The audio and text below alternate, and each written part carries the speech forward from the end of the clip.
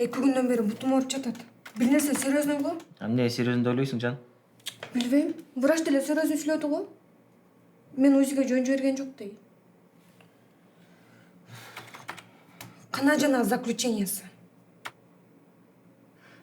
Нарушение проходимости артерии нижних конечностей. Глубоких.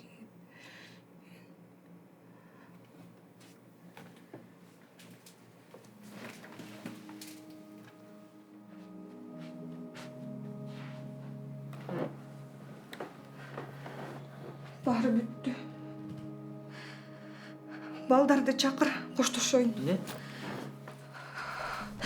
Көчө эле окуган болчумун, бир кыздын бутун кесип салыптыр болчу. Комага түшүп калыптыр. Эмне кыламын?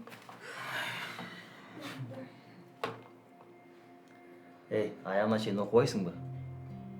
Бул жерде жазылып турбайбы? Табылган жок деп. Кандай табылган жок? Ошондо мен оорубай элеминби? Эчтеке табылган жок, жан. Аягына чейин окуш керек да. Ушу интернеттен ар кайсы нерсени окуп аласың да анан.